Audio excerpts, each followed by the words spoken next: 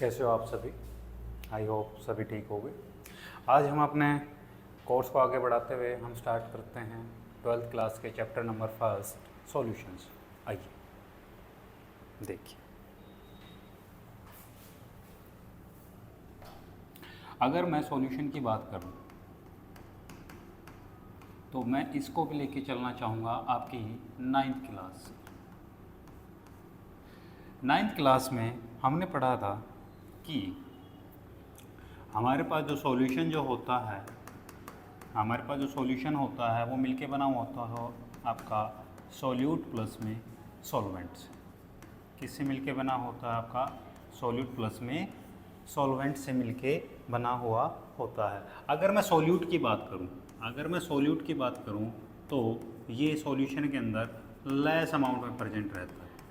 ये सॉल्यूट के अंदर लेस अमाउंट के अंदर प्रेजेंट रहता है। अगर मैं सॉल्वेंट की बात करूं तो जो सॉल्वेंट होता है वो मेरा लार्ज अमाउंट के अंदर प्रेजेंट रहता है। अगर ये लेस अमाउंट में प्रेजेंट होता है तो इसकी जो कंसंट्रेशन भी रहेगी वो कैसे रहने वाली है? आपकी लेस कंसंट्रेशन मिलेगी। अगर ये लार्ज अमाउंट में प्रेजेंट होता है तो इसकी जो कंसंट्रेशन मिलेगी आपको कैसे मिलेगी? लार्ज ही कंसंट्रेशन मिलेगी। अगर इसकी कंसंट्रेशन भी कम है तो अपन बोल सकते हैं क्या इसके अंदर जो सोल्यूट जो होगा उसके अंदर less number of moles present रहे होंगे, लेस नंबर ऑफ मोल्स आपके प्रेजेंट रहे होंगे, और सॉल्वेंट के अंदर आपके large number of moles present रहे होंगे। तो सॉल्यूशन के रिगार्डिंग मैं बोल सकता हूँ कि जिसके अंदर आपका सॉल्यूट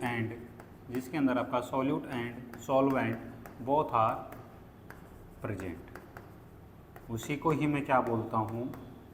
सॉल्यूशन बोलता हूँ। क्लियर? आइए आगे बढ़ते हैं। 9th क्लास में हमने पढ़ा था मैटर के रिगार्डिंग हमने देखा था कि मैटर जो होता है वो दो टाइप का होता है। एक होता है आपका प्योर और दूसरी जो चीज़ होती है आपकी क्या होती है? मिक्सचर। एक चीज़ प्योर होती है और दूसरी चीज़ जो होती है आपके पास क्या होती है?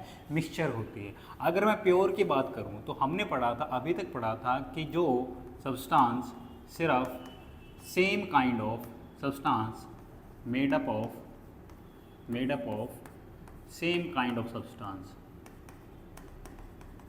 काइंड ऑफ एटम्स या आपके एलिमेंट्स, ऐसे सब्सटेंस जो सेम काइंड ऑफ एटम से मिलके बने हुए हों और एलिमेंट से मिलके बने हुए हों, उन्हीं को ही मैंने क्या बोला था? प्योर बोला था। लेकिन ये जो इन्फॉर्मेशन थी ये मेरी सफिशिएंट थी कौन सी क्लास तक? 9th और 10th क्लास तक ये इन्फॉर्मेशन मेरी सफिशिएंट थी। अगर मैं प्योर की बात करना चाहूँ तो देखना, प्योर कहता है substance which cannot be further differentiate into their components,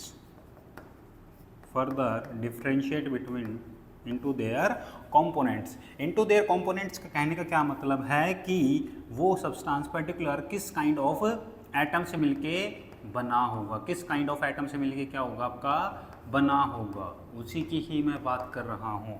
अगर मैं एग्जांपल के तौर पे समझना चाहूँ तो मुझे एक चीज़ बताना, अपन घर में क्या पीते हैं? आरओ का पानी पीते हैं। तो अपन अज्यूम कर लेते हैं तो आरओ का पानी जो होता है मेरा कैसा होता है? प्योर होता है। अपन ये चीज़ अज्यूम कर लेते हैं। या फिर अपन बात कर लेते हैं कि हमारे पास ग्लेशियर जो वाटर प्रेजेंट होता है आपके पास, उसको भी मैं क्या मान लेता हूँ? प्योर मान लेता हूँ। और अगर मैं टैप वाटर की बात करता हूँ, अगर मैं बात करता हूँ तो इसको अपन क्या बोलते हैं कि ये नेचर में क्या होता है? आपका इम्प्योर होता है।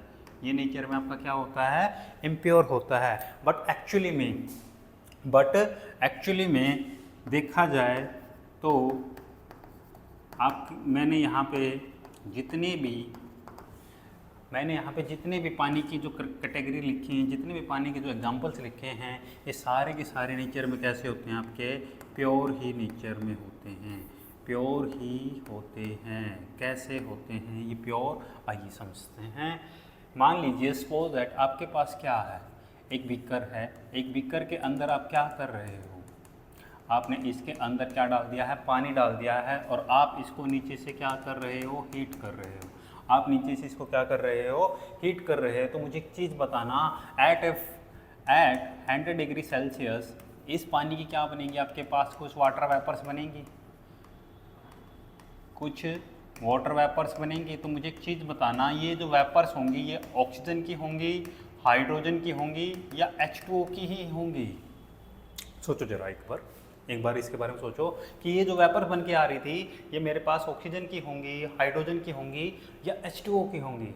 डेफिनेटली इट विल बी, ये जो वेपर्स आपके पास ये यहाँ पे जो आ रही हैं ये सारी की सारी किसकी हैं, आपकी H2O की। मतलब जब मैंने पानी को क्या किया था, जब मैंने पानी को क्या किया था, बॉईल किया था, जब मैंने पानी को क्या किया था, बॉईल किया था, तो मैं इसको फर्दर डिफ्रेंशिएट नहीं कर पाया था, फर्दर डिफ्रेंशिएट नहीं कर पाया था किसके अंदर, into their components, into their components. Components कहने का क्या मतलब है, आपका जो पानी है वो किससे मिलके बना हुआ है, हाइड्रोजन एंड ऑक्सीजन से मिलके बना हुआ है। उसके अंदर मैं इसको ब्रेक डाउन नहीं कर पाया था। मतलब मैंने यहाँ पे जितने भी सारे जितने भी पानी लिखे हुए हैं सारे के सारे नेचर में कैसे हुए, आपके प्योर हुए, सारे के सारे कैसे हुए, आपके प्योर हुए। अगर मैं मिक्सचर की बात करता हूँ, अगर मैं किसकी बात करता हूँ, मिक्सचर के रिगार्डिंग अगर अपन बात करते हैं तो मिक्सचर क्या कहता है कि सब्सटेंस जिसको फर्दर डिफ्रेंशिएट कर सकते हो आप, सब्सटेंस जिसको आप फर्दर डिफ्रेंशिएट कर सकते हो किसके अंदर, into their components, into their components. उसी को ही मैं क्या बोलूँगा, मिक्सचर बोलूँगा। कैसे, बाय फिजिकल मेथड। अगर फिजिकल मेथड की अगर अपन बात कर रहे हैं, नॉट केमिकल मेथड, मैं सिर्फ फिजिकल मेथड की बात कर रहा हूँ। फिजिकल मेथड का मतलब क्या है कि आइदर आप उसको क्या कर सकता हो, बॉईल कर सकते हो, क्या कर सकते हो, इवेपोरेट कर सकते हो, और क्या कर सकते हो आप इसका डिस्टिलेशन कर सकते हो, और आप इसका क्या कर सकते हो, फ्रैक्शनल डिस्टिलेशन कर सकते हो। तो ये जितने भी सारे के सारे मैंने यहाँ पे मेथड लिखे हुए हैं, जितने सारे के सारे यहाँ पे जो मेथड लिखे हुए हैं ये सारे के सारे आपके कैसे मेथड हुए, फिजिकल मेथड हुए। कैसे मेथड हुए, आपके फिजिकल मेथड्स हुए। अगर मैं एग्जांपल से अगर मैं इस चीज़ को समझना चाहूँ तो मुझे एक चीज़ बताना, मान लीजिए आपके पास क्या प्रेजेंट है, एक सॉल्ट सॉल्यूशन प्रेजेंट है। कैसा सॉल्यूशन प्रेजेंट है, आपके पास एक सॉल्ट का सॉल्यूशन प्रेजेंट है। यहाँ पे एक बीकर लिया, उसके अंदर आपके पास क्या प्रेजेंट है, एक सोल्ट का सॉल्यूशन। अब सोल्ट का जो सॉल्यूशन है किससे मिलके बना होगा, आपका NaCl प्लस में H2 से मिलके बना होगा। अगर आप इसको क्या कर रहे हो, नीचे से हीट दे रहे हो, नीचे से आप इसको क्या दे रहे हो, हीट दे रहे हो, तो आफ्टर सम टाइम क्या होगा, आपके पास यहाँ पे जितना भी आपका H2O है वो सारा सारा क्या हो जाएगा, इवेपोरेट हो जाएगा। क्या हो जाएगा, आपका इवेपोरेट हो जाएगा। और रिमेनिंग नीचे क्या बच जाएगी आपके पास, नीचे यहाँ पे क्या रह जाएंगे, आपके पास सॉल्ट्स बच जाएंगे। नीचे आपके पास यहाँ पे क्या रह जाएंगे, सॉल्ट्स बच जाएंगे। क्या आपने सॉल्ट का जो सॉल्यूशन था उसको फर्दर, सॉल्ट का जो सॉल्यूशन था क्या आपने उसको फर्दर डिफ्रेंशिएट कर लिया, हाँ या ना, बताइए, क्या आपने उसको फर्दर डिफ्रेंशिएट कर लिया? इट मीन्स दैट कि मेरा जो सॉल्ट सॉल्यूशन है क्या है, एक मिक्सचर। क्लियर, आपको यहाँ तक एक बात समझ में आ गई। अब जो मेरे पास जो मिक्सचर होता है उसको भी मैंने फर्दर डिफ्रेंशिएट किया हुआ है दो पार्ट्स में। एक मेरे पास क्या होता है, होमोजीनियस मिक्सचर होता है, और दूसरा जो मिक्सचर होता है आपके पास क्या होता है, हेट्रोजीनियस मिक्सचर होता है। दूसरा जो मिक्सचर होता है आपके पास कैसा होता है, हेट्रोजीनियस मिक्सचर होता है। तो एक बार होमोजीनियस के बारे में आप कृपया करके मुझे बताओगे क्या होता होगा होमोजीनियस मिक्सचर? सोचिए, शाबाश। चलो कोई बात नहीं, आज के बाद आप होमोजीनियस मिक्सचर को जीवन में कभी नहीं भूलने वाले। देखिए, केमिस्ट्री एक ऐसा सब्जेक्ट है जिसको अगर आप अपन डेली लाइफ से अगर कनेक्ट करेंगे तो हमें बहुत कुछ, हमारे बहुत बेसिक जो फंडामेंटल्स हैं वो सारे के सारे क्या हो जाएंगे, क्लियर हो जाएंगे। होमोजेनियस मिक्सचर क्या कहता है कि एक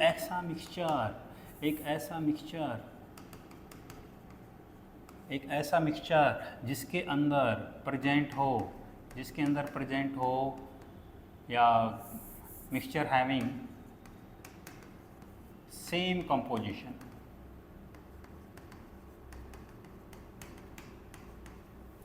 mixture having the same composition of solute throughout the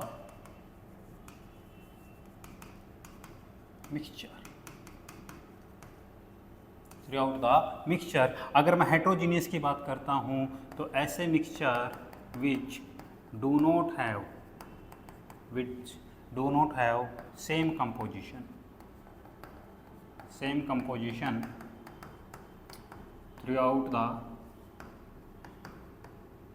mixture।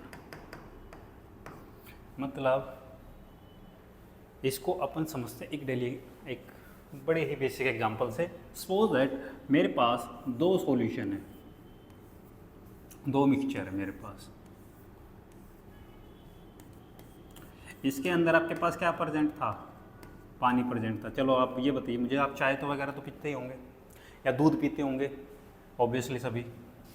तो मान लीजिए ये मेरे पास क्या प्रेजेंट थी, मिल्क प्रेजेंट है, और मैं इसके अंदर क्या डाल रहा हूँ, शुगर डाल रहा हूँ, और इस कंटेनर के अंदर मेरे पास क्या प्रेजेंट है, पानी प्रेजेंट है, और मैंने इसके अंदर क्या डाल दी है, सैंड डाल दी है, मतलब मिट्टी मैंने इसके अंदर डाल दी है। अब इन दोनों सॉल्यूशन को मैंने स्टीयर किया है विद द सेम इंटेंसिटी, मतलब मैंने इनको मिक्स किया है with the same intensity. Clear? Okay. Intensity mix up करने के बाद मैंने क्या किया, यहाँ पे 3 सॉल्यूशन बनाए, इसके 3 सैंपल्स बनाए। क्या बनाए मैंने यहाँ पे, इसके 3 सैंपल्स बनाए। सेम वे में मैंने यहाँ पे क्या बनाए, आपके 3 सैंपल बनाए। तो मुझे एक चीज़ बताना, जैसे ही आपने दूध पीना स्टार्ट किया आपको कैसा टेस्ट आएगा? क्या आपको मीठा टेस्ट आ रहा है? आपका दूध यहाँ पे पहुँचेगा तब भी आपको कैसा टेस्ट आएगा? मीठा ही टेस्ट आ रहा है। यहाँ पे पहुँचा तब भी आपको कैसा टेस्ट आएगा? मीठा ही टेस्ट आ रहा है। मतलब कंपोजिशन क्या रह रही है, सेम रह रही है, हाँ या ना? बताइए कैसा मिक्सचर हुआ, होमोजीनियस हुआ या हेट्रोजीनियस? Homogeneous mixture. बहुत बढ़िया, शाबाश। अगर मैं इसकी बात करता हूं तो यहाँ पे आपके पास सैंड के पार्टिकल कितने दिखाई देंगे? क्या वेरी माइन्यूट पार्टिकल दिखाई देंगे? मतलब मैं कह सकता हूँ कि लेस। अगर मैं यहाँ पे बात करूँगा तो आपको पास कैसे दिखाई देंगे? मॉडरेट। अरे अगर मैं यहाँ पे दिखाई दूंगा तो सबसे ज़्यादा जो पार्टिकल आपको सैंड के दिखाई देंगे यहीं पे दिखाई देंगे। मुझे एक चीज़ बताना, क्या कंपोजिशन सेम थी? नहीं थी। मतलब कैसा मिक्सचर हुआ आपका? होमोजीनियस हुआ या हेट्रोजीनियस हुआ? हेट्रोजीनियस। बहुत बढ़िया, गॉट इट। अच्छा, होमोजीनियस के रिगार्डिंग मैं आपको एक बात और बता देता हूँ। इनके अंदर जो पार्टिकल्स का जो साइज होता है, आपके पास जो पार्टिकल का जो साइज होता है वो क्या होता है? लेस दैन 10⁻⁻10 मीटर होता है। और इनके अंदर जो पार्टिकल का जो साइज होता है, वो ग्रेटर दैन होता है 10⁻⁻10 मीटर से होता है। अगर मैं होमोजीनियस की और बात आपको बताना चाहूँ तो होमोजीनियस के no layer of separation between solute and solvent are present।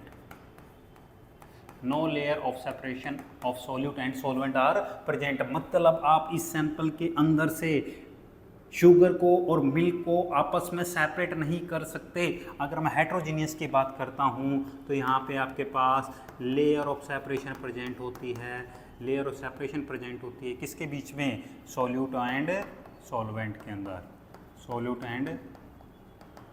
Solvent के अंदर आपकी क्या प्रेजेंट होती है? लेयर ऑफ सेपरेशन प्रेजेंट होती है। क्या आपको होमोजीनियस एंड हेट्रोजीनियस मिक्सचर समझ में आया या नहीं आया? बहुत बढ़िया, आपको समझ में आया। चलिए, तो मैं इसी के रिगार्डिंग आपको एक क्वेश्चन देके जा रहा हूँ। क्वेश्चन क्या है मेरा कि जब आपने मिल्क के अंदर, दूध के अंदर आपने डिजोल्व किया था किसको?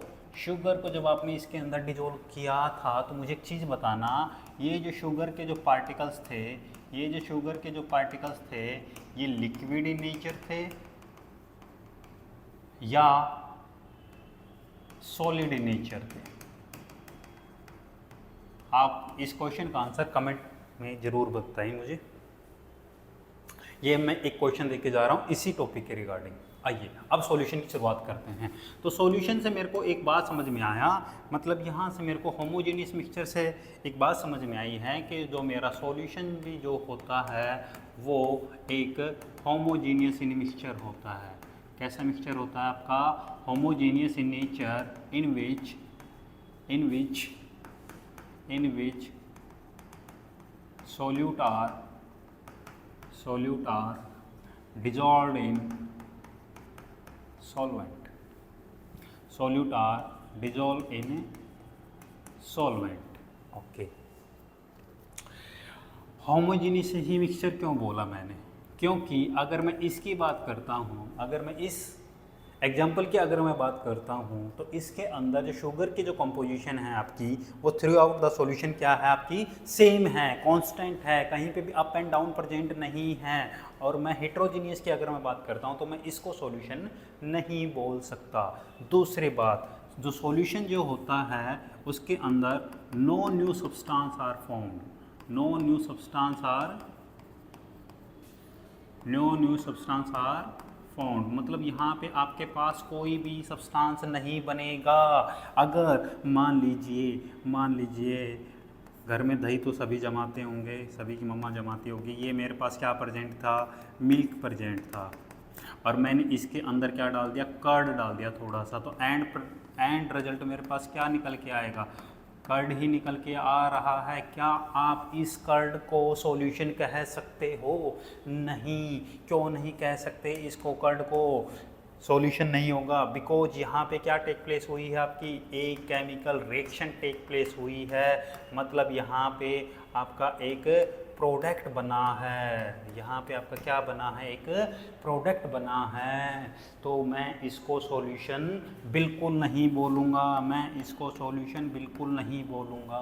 क्या आपको यहाँ तक की बात समझ में आई? अगर मैं इस एग्जांपल की बात करता हूँ तो यहाँ पे आपके पास कोई नया प्रोडक्ट फॉर्म नहीं हुआ है, यहाँ पे आपके पास कोई भी नया प्रोडक्ट फॉर्म नहीं हुआ है, लेकिन यहाँ पे आपके पास एक नया प्रोडक्ट फॉर्म हो गया। इट मीन्स दैट मैं इसको क्या बोल सकता हूँ? सॉल्यूशन नहीं बोल सकता। सॉल्यूशन कौन होगा मेरा? ये होगा जो होमोजेनियस इन मिक्सचर होगा। क्या आपको यहाँ तक की बात समझ में आई या नहीं आई? आ गई हो तो होप सो आगे बढ़ते हैं। चलो देखिए, अगर मैं कंपोनेंट्स ऑफ सॉल्यूशन की बात करता हूँ, कंपोनेंट्स ऑफ सॉल्यूशन की अगर मैं बात करता हूँ तो मेरे पास सॉल्यूशन के सिर्फ दो ही कंपोनेंट होते हैं, जो कि मैंने पहली स्लाइड में भी आपको बताया था। एक होता आपके पास सॉल्यूट, एक होता आपके पास सॉल्वेंट। क्लियर? ओके। अगर मैं सॉल्यूशन की टाइप के रिगार्डिंग बात करता हूँ, टाइप्स ऑफ अगर मैं सॉल्यूशन की बात करता हूँ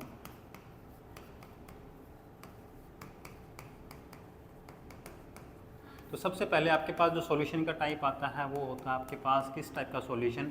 बाइनरी सॉल्यूशन। किस टाइप का सॉल्यूशन होता है आपके पास? Binary solution. बाइनरी सॉल्यूशन का मतलब क्या है? जिसके अंदर क्या हो? आपका एक सॉल्यूट हो और एक क्या हो आपके पास?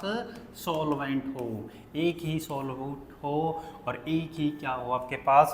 सॉल्वेंट प्रेजेंट हो। उस टाइप के सॉल्यूशन को अपन क्या बोल लेंगे? बाइनरी सॉल्यूशन बोलेंगे। क्लियर? अगर मैं एग्जांपल से समझना चाहूँ, देखिए हम घर में क्या बनाते हैं? लेमोनेड बनाते हैं, मतलब शिकंजी बनाते हैं। तो शिकंजी को बनाने के लिए हमारे पास सबसे पहले क्या लेते हैं? हम शुगर लेके चलते हैं और क्या लेके चलते हैं? H2O। मतलब H2O तो बिहेव कर रहा है आपका किसकी तरह? सॉल्वेंट की तरह। और उसके अंदर जो शुगर है वो किसकी तरह बिहेव कर रही है? सॉल्यूट की तरह। क्या मुझे बताना, शुगर सॉल्यूशन के अंदर एक ही सॉल्यूट प्रेजेंट है, आपका एक ही क्या प्रेजेंट है? आपका सॉल्वेंट प्रेजेंट है। अगर सेकंड की बात करता हूँ तो सेकेंडरी जो होता है वो होता है आपका ternary solution. Ternary solution. Ternary solution कहने का मतलब क्या है, जिसके अंदर दो तो आपके पास क्या प्रेजेंट रहे होंगे, सॉल्यूट प्रेजेंट रहे होंगे, और एक ही क्या रहे होंगे आपके पास, सॉल्वेंट प्रेजेंट रहा होगा। तो मानिए जब आप लेमनेड बना रहे थे, सबसे पहले आपने पानी लिया, पानी के अंदर आपने शुगर को डिजोल्व किया, शुगर को डिजोल्व करने के बाद आप क्या मिक्स करते हो, लेमन ही मिक्स करते हैं। मतलब शुगर प्लस में लेमन और H2O, कितने सॉल्यूट हुए, 2 सॉल्यूट हुए। अच्छा मुझे एक चीज़ बताना, क्या आप शुगर और लेमन उतनी ही अमाउंट मिक्स करते हो जितना H2O आप लेके चलते हो?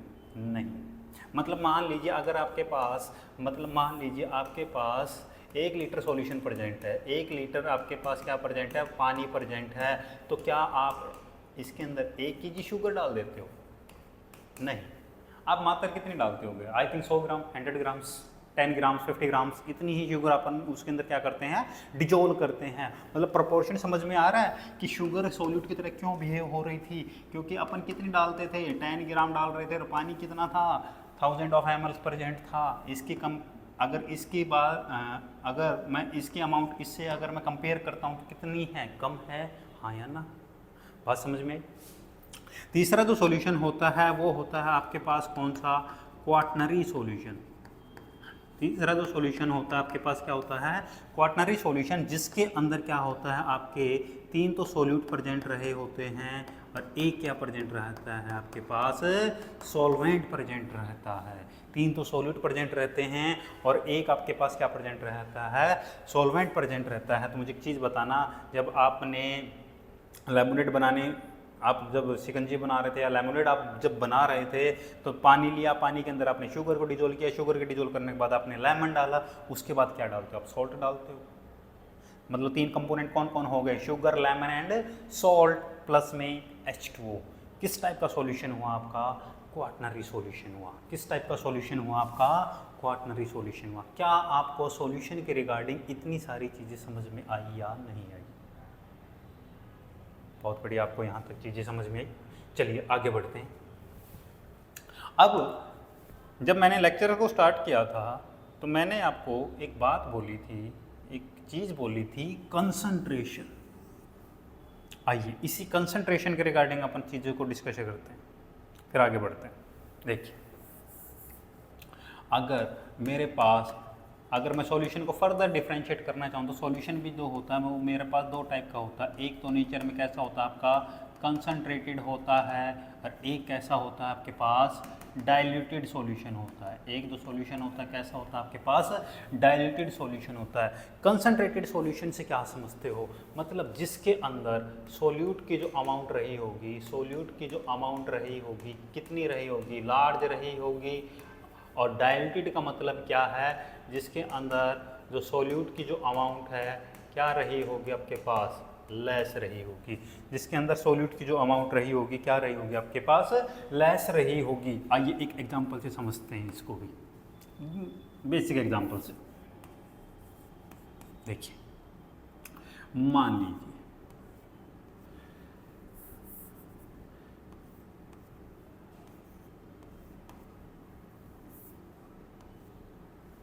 मम्मी ने क्या बनाई, घर में पनीर की सब्ज़ी बनाई।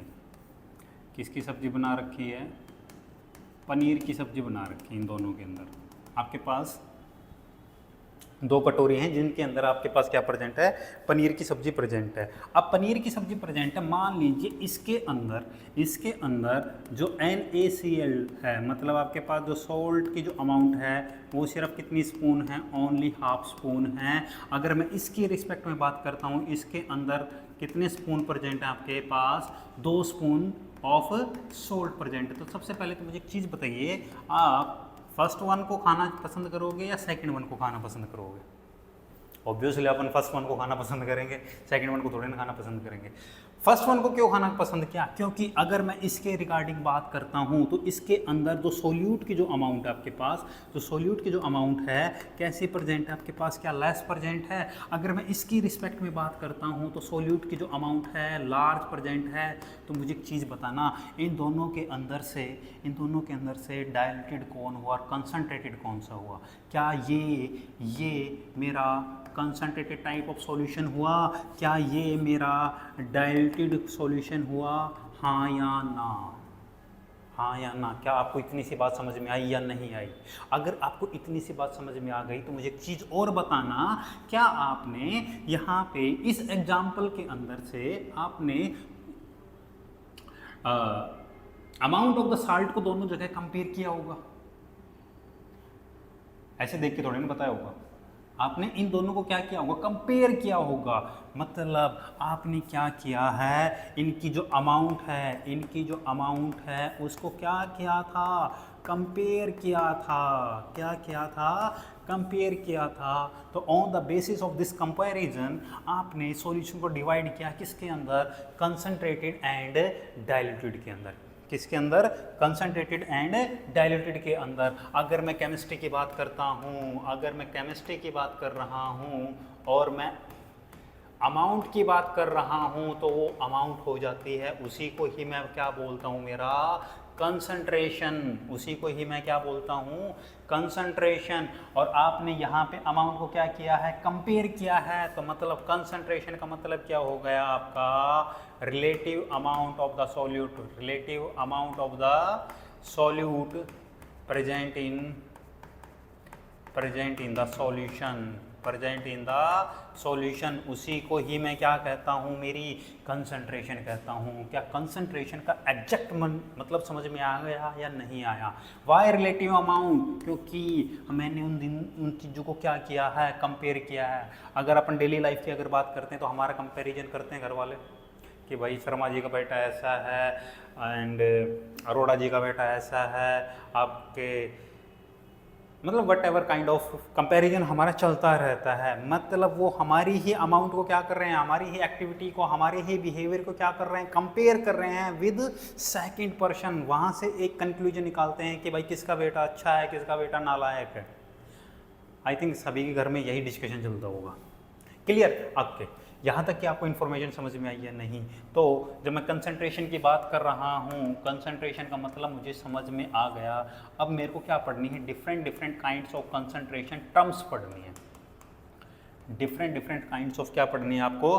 कंसंट्रेशन टर्म्स पढ़नी है। अगर मैं कंसंट्रेशन टर्म्स की अगर मैं बात करता हूँ तो सबसे पहले जो कंसंट्रेशन टर्म आती है आपके पास क्या आती है? मोल ही आती है।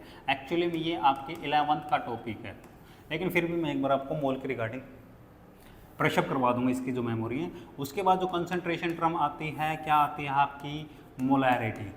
उसके बाद जो कंसंट्रेशन टर्म आती है क्या आती है आपकी? मोलैरिटी। उसके बाद कौन आएगी आपकी? शाबाश बताइए, मोलैलिटी। उसके बाद जो कंसंट्रेशन टर्म आती है क्या आती है? नॉर्मैलिटी। उसके बाद जो कंसंट्रेशन टर्म आती है आपकी क्या आती है? मोल फ्रैक्शन आती है।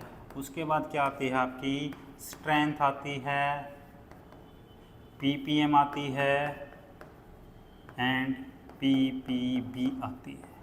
ppm आती है, ppb आती है। मेरा सबसे पहला ही क्वेश्चन यही है कि सर जब अपन मोल से ही काम निकाल सकते थे तो मेरे पास ये सारी की सारी आपने को क्यों पढ़ने की ज़रूरत पड़ रही? सबसे पहला बेसिक क्वेश्चन कि कोई भी चीज़ अगर आप पढ़ रहे हो तो सबसे पहले उसके बारे में ये चीज़ समझना बहुत ज़रूरी है कि why we want to study this.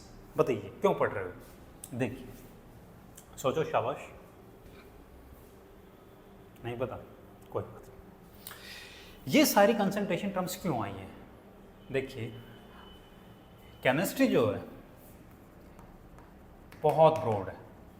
जितनी भी आपकी फार्मा इंडस्ट्री है, जितनी भी आपकी क्या है फार्मा इंडस्ट्री है, सब किसका यूज़ कर रही हैं? आपकी केमिस्ट्री के यूज़ कर रही हैं। आपने देखा होगा डिफरेंट काइंड ऑफ क्या बनती हैं? कफ सिरप बनती हैं। डिफरेंट काइंड ऑफ क्या बनती हैं? कफ सिरप बनती हैं। तो कफ सिरप के अंदर क्या मिलाते हैं? एक सॉल्यूट को एक सॉल्वेंट के अंदर ही ऐड किया जाता है। मतलब वहाँ पे मुझे एक कंसंट्रेशन टर्म्स की आवश्यकता पड़ेगी। हमारे पास डेली लाइफ में क्या होते हैं? अपन चॉकलेट्स वगैरह खाते हैं। क्या खाते हैं? चॉकलेट्स वगैरह खाते हैं। मतलब मेरे को वहाँ पे भी क्या चाहिएगी? एक कंसंट्रेशन टर्म्स की आवश्यकता पड़ी होगी। आपके पास डिफरेंट काइंड ऑफ क्या प्रेजेंट होते हैं? एसिड्स प्रेजेंट होते हैं। तो उनको मैन्युफैक्चर करने के लिए मेरे को कंसंट्रेशन टर्म्स प्रेजेंट मतलब बहुत चाहिए, नेसेसरी चाहिए। और क्या चीज़ हो सकती है? जैसे कि कई बार अपन बोल देते हैं ना कि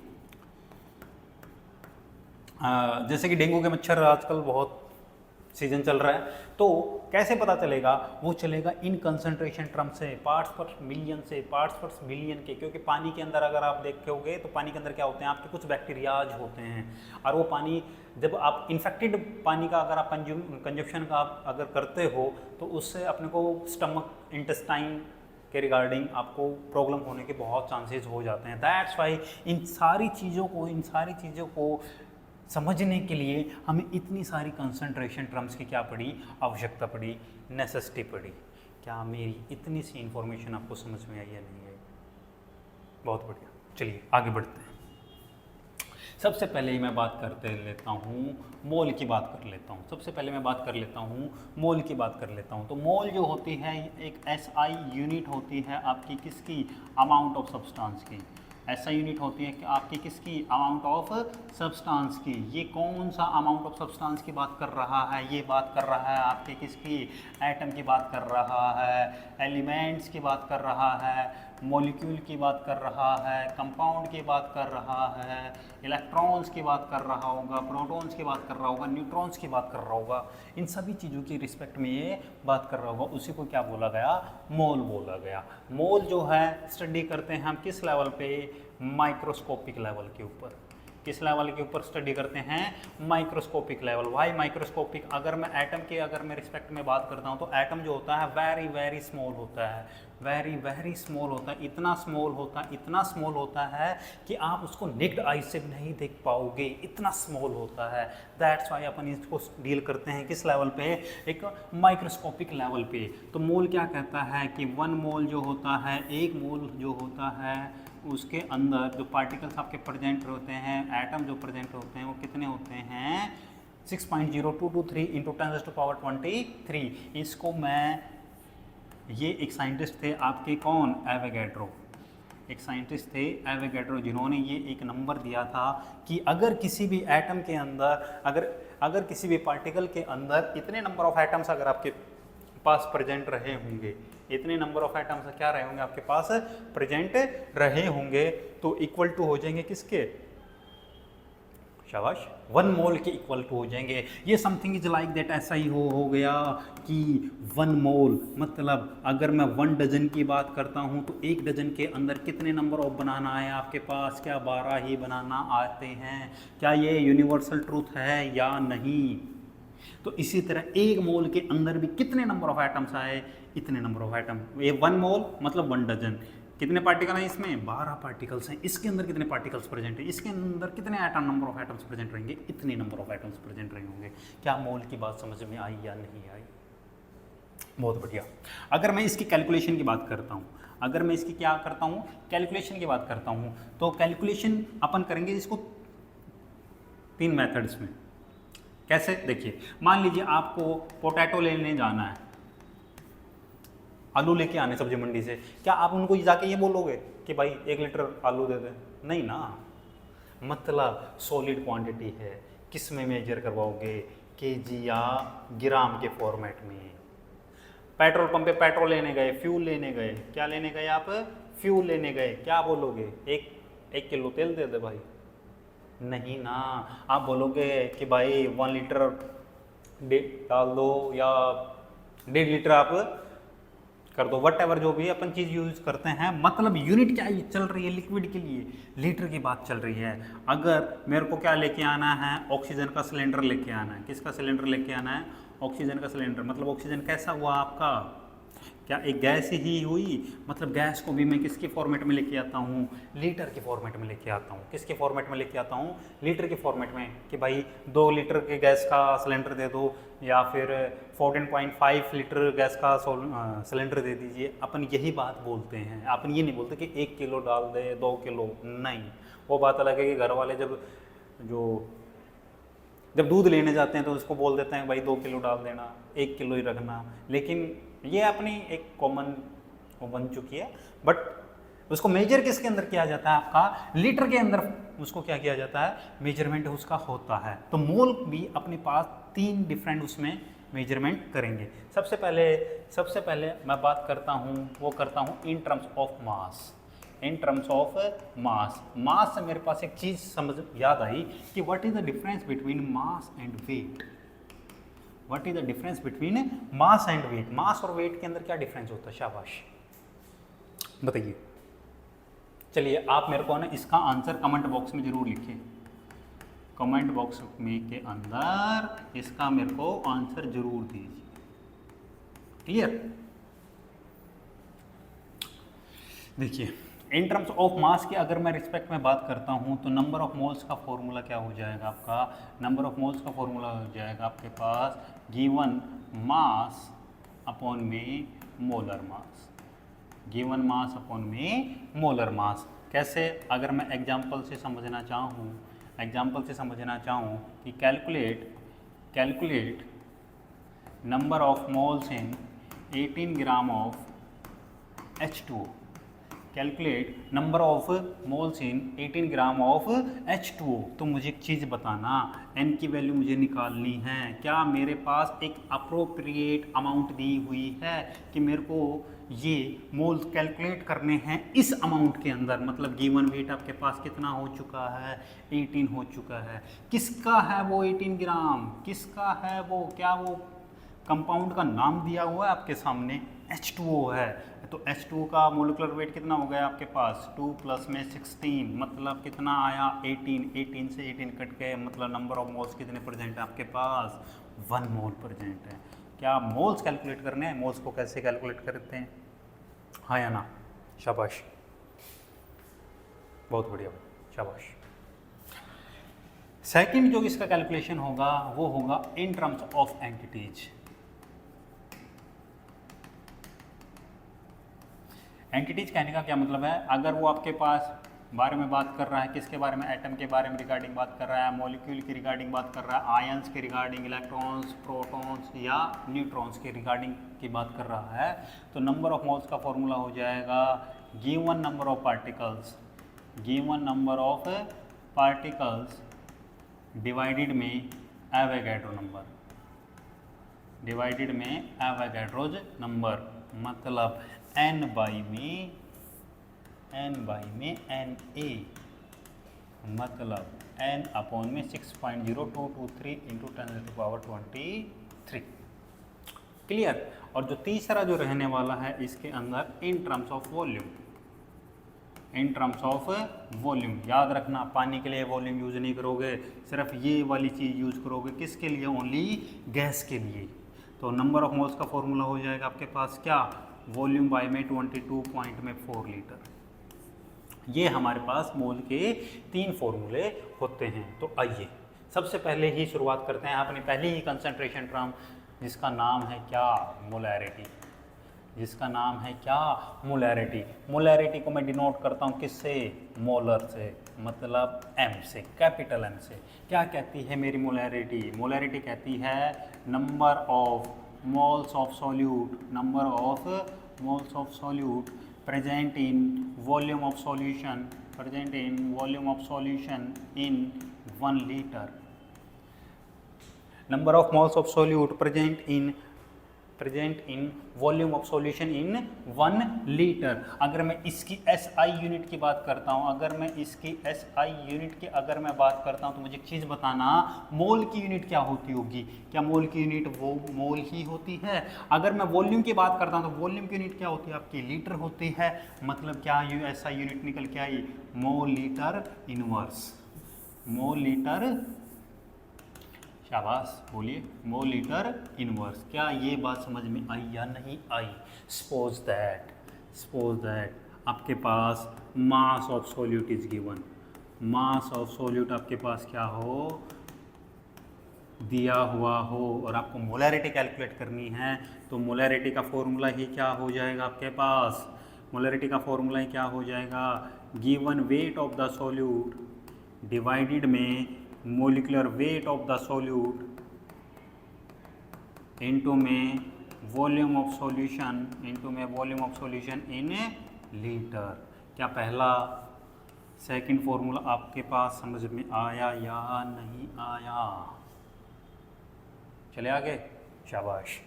सपोज दैट, मान लीजिए if volume of solution given हो आपके पास किसके अंदर? किसके अंदर, ml के अंदर।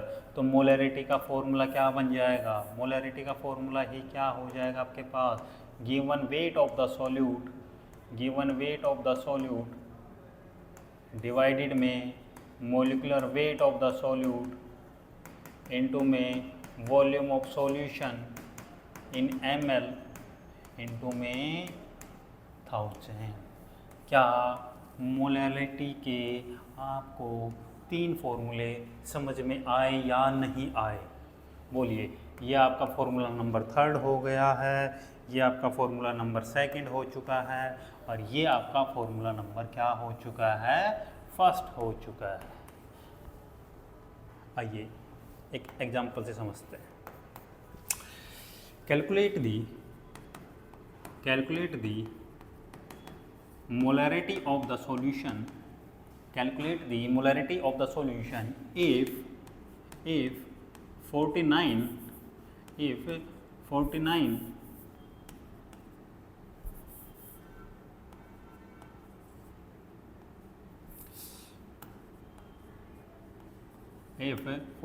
gram of H2SO4 is present in 250 ml of solution, 250 ml of the solution। आइए मैं आपको न्यूमेरिकल करना सिखाता हूँ। न्यूमेरिकल कैसे करते हैं, देखिए। सबसे पहले तो आपने क्वेश्चन को ध्यान से पढ़ लिया। क्वेश्चन के अंदर जब आपने ध्यान से पढ़ रहे थे तो यहाँ पे क्या दिया हुआ है, 49 ग्राम, मतलब क्या, सोल्यूट की। अच्छा, सबसे पहले तो ये आइडेंटिफाई कर लीजिए कि इन दोनों के अंदर से सोल्यूट कौन होगा और सॉल्वेंट कौन होगा। तो डेफिनेटली ये तो आपका कौन होने वाला है, सॉल्वेंट होने वाला है, और ये भैया आपके क्या होने वाले हैं, सोल्यूट होने वाले हैं। Clear, okay. अब ये सोल्यूट मेरे को आइडेंटिफाई हो चुका है, मुझे एक चीज़ और बताना है, ये सोल्यूट का क्या दिया हुआ है, उस सोल्यूट के नंबर ऑफ मोल्स गिवन है या उसका मास गिवन है। डेफिनेटली ये उसका क्या गिवन है, मास गिवन है। क्लियर। अब ये देखिए कि कौन सा फॉर्मूला यूज करना है, फॉर्मूला नंबर 1 यूज करना है, 2 यूज करना है, 3 यूज करना है। मतलब ये वाला यूज करोगे, ये वाला यूज करोगे या ये वाला, कैसे पता चलेगा, देखो। क्या मोल्स गिवन है, क्या क्वेश्चन के अंदर मोल्स गिवन है, नहीं है, मतलब फर्स्ट वाला नहीं करना। सेकंड वाला देखो, मास तो गिवन है, ओके। अब चेक करो आपका वॉल्यूम ऑफ सॉल्यूशन किसके अंदर गिवन है, लीटर के अंदर गिवन है या ml के अंदर गिवन है। क्वेश्चन के अंदर सॉल्यूशन किसके अंदर गिवन है आपका, ml के अंदर, मतलब फॉर्मूला नंबर कौन सा यूज करने वाले हो आप, 3rd वाला ना, शाबाश। तो मोलैरिटी का। अच्छा, क्वेश्चन को सोल्व करने से पहले, सबसे पहले जब उसको आप सोल्व करो, जब आप उसको क्या करो, सोल्व करो, तो सबसे पहले फॉर्मूला लिखना बहुत नेसेसरी है। वेट इज, मोलैरिटी का फॉर्मूला हो जाएगा आपका given weight of the solute upon में molecular weight of the solute into में वॉल्यूम ऑफ सॉल्यूशन इनटू में 1000।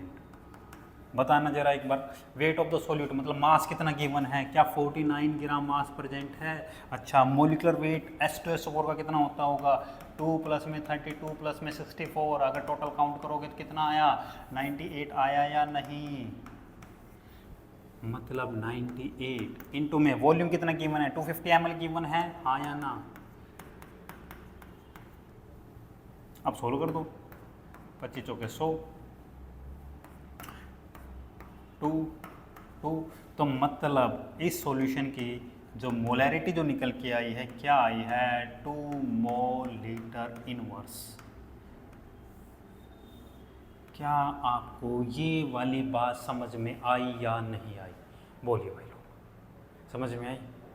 चलिए, आज के लिए हम अपनी कक्षाएं को यहीं पे समाप्त करते हैं। अपन अब मिलेंगे नेक्स्ट थर्सडे को।